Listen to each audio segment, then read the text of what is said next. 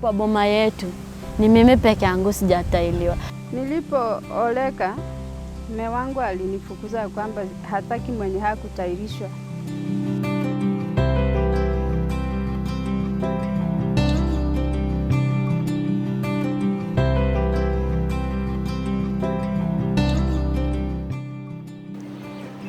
The Girl, Child and Women Empowerment Anti-FGM project, run by ADRA Kenya, is contributing to the reduction of female genital mutilation prevalence in the counties of Kisii, Migori, and Nyamira. Wazazi wengine hawatulizi hivyo. Wanajua nikipeleka msichana wangu aolewe, ataniletea ng'ombe. Uongo. Kwa boma yetu ni mimi peke yangu sijatailiwa. Sasa nikienda niwaambie naona hata ni vigumu, sasa hata wanielewe. Wananiambia nikienda hata kuchota maji wananiforce, wananisukuma ititoka hapa maji yatakauka.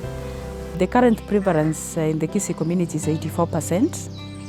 That is when you count girls between the age of 15 up to 49.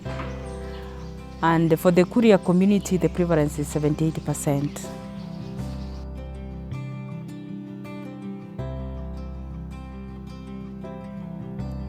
The project is a continuation of the phase initiated at 2017, targeting the 2,000 vulnerable girls who face the risk of being cut for ritualistic purposes.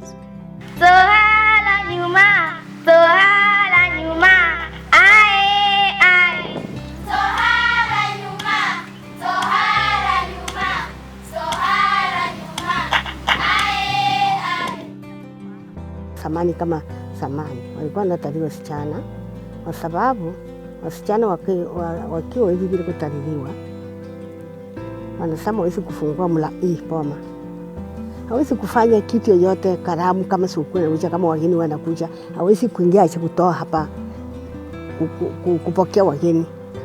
Na wanasema mtu kama iko msichana bila kutaliliwa, wanasema huyu patu ni mtoto, si mtu mkubwa. Kwa kimila kweli wanasema msichana mtu akikosa kutaliliwa huyu ni mtoto, hata olewa, hata fai nini, patu ni mtoto.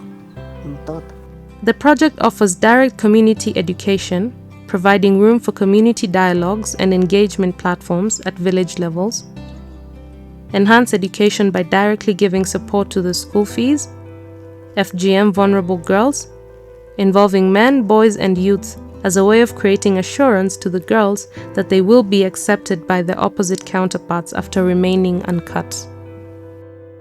Female genital mutilation is a practice that has been there for a long time. And after realizing that the church had started using the biblical approach, giving the biblical background that there is no basis where girls have to be mutilated, ADRA Kenya came in to give it a programmatic approach so that we put the activities together with the strategies so that we are able to cap or to stop female genital mutilation among the practicing communities. My grandfather told me that I will never succeed in life because I've refused his laws, because he says that any of his grandchildren, be it a boy or a girl, must undergo the cut. But because I refused, I'll never succeed. And I stood firm and told God that if God, you made me not to succeed because of not cut, and let me not succeed. And if you want me to succeed, yes, God is there, I will succeed. And right now I thank God because I'm just going on without any problem. Unajua, hiyo problem si ya wasichana pekee. Sasa tunawezaje waangalia wakiumia, eti sisi sasa ni wafulana tumeketi tu wacha waumie. Sasa fanya hivyo. Ndio maana tumeingia hapo na sisi tuwa protect, ndio maisha yao ikae mazuri. Hata kusoma atasoma vizuri juu hajafanywa kitu yoyote. ADRA doesn't work alone in this project. We partner with the church, and currently we are working with the Seventh-day Adventist Church, like in Nyamira and Kisii. We are working with the Maranatha Church, the PEFA, the Catholic Church, especially in the Kuria community. We are also working with the schools. We work through the Ministry of Education because we are training the children in schools. So we work with the Ministry of Education. We work with other government departments like the Children Office, the Social Development, the Ministry of Interior, and we also work with other non-governmental organizations. We work with those who are like-minded, those who are doing initiatives on FGM. We are also working with the community-based organizations, which have been set at the local level to initiate and do programs on female genital mutilation. I am one person that believes that the anti-FGM program should begin with the church. We know that this is a battle, but at the same time, we will not give up. We will still have to fight it until we finish it. Today, out of 8 or 10 girls, you are sure of getting one girl who has said no to FGM. This is a big indicator that we are scoring. Now the 45 members of this school are participating in this club. They come from around, and some teachers come from around, and therefore the community is right now very much aware that if anything goes wrong, they will be reported. And therefore they are taking through motion on doing this, and therefore I guess it has encouraged the community very much. For us, our work for ADRA Kenya is to create awareness. We even create awareness not only on the effects of FGM, but we also tell the community that there is a law. But ourselves, we don't enforce the law. The law is being enforced by the government officers who have been given the opportunity. And what we do for ours is just to do linkage. Once we find there is a girl who is in danger, we have trained community monitors on the ground who send the messages now to the local administrators. The administrators work together with us. They work together and ensure that the girl is rescued and the culprit is brought to book. When I came here in 2013, FGM was just normal. It was just normal. It was just normal. And even me as a children's officer, I used just to think that these people, they are just doing their own things. So, but with the time, the trend is changing, because now they are hiding, which never used to happen. Now they are hiding. They are doing the cut at night, which never used to happen. They used to do it openly. The celebrations which used to happen along the road for girls is no longer taking place. If you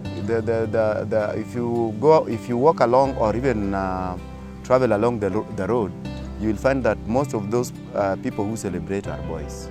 They are not girls. The other thing that is happening is that if they cut girls, these girls, they camouflage themselves. They put on like boys, so that you'll think they are boys and yet they are girls. Yeah, initially when we started this project about 10 years ago, we started by empowering the girls, leaving out their parents, telling them not to go for the cut. But we realized you can empower the child without bringing the parent on board. The parent will still go and take the girl for the cut. So we realized that as much as we are talking to the children in schools and in churches, we need to bring the parents to understand why we are saying no to the cut. So this is the parent, this is the caregiver who will support this child with the decision she has made. She will stand with the child, she will support the child in providing basic needs. Nilipooleka, mume wangu alinifukuza kwamba hataki mwenye hakutairishwa. Sasa mimi nikaamua kurudi nyumbani. Wazazi walinipokea vizuri, mpaka sasa hivi naendelea kukaa nyumbani, naendelea na biashara vyangu vidogo vidogo. Watoto wangu wanaendelea kusoma. Nimeamua hata watoto wangu waendelee kusimama imara katika hili shirika, na Mungu pia aendelee kufungua milango na madirisha waweze kusoma kabisa, na wale wengine ambao wamekeketwa watamani. Nilipata habari na nikakubaliana hata habari kuhusu hatari zilizopo katika habari za ukeketaji, na kwa sababu na msichana pia alikuwa amekubaliana, na niliposikia habari kwamba wanakuja hapa ili waendelee kupata mafunzo, nikakubali kwamba huyu mtoto na waungane na wenzake waje hapa. Mimi na familia yangu, kuna maneno ambayo hata kama yataongelewa hayataweza kunizuia kufanya chochote kile ambacho ninaona ni kizuri cha kufanya. Kwa maneno ni kwamba ni kweli kwa maneno. Yale watasema kwamba wewe umekataa, umetukataza mtoto, umetukataza chakula, hata hatutaki ukule chakula chetu hapa pamoja. Sasa hiyo haiwezi kunizuia. Kitu niliwaambia, nimewacha kutalilia, na kama mtoto wangu amekataa, mtoto wangu amekataa, itakuwa hivi.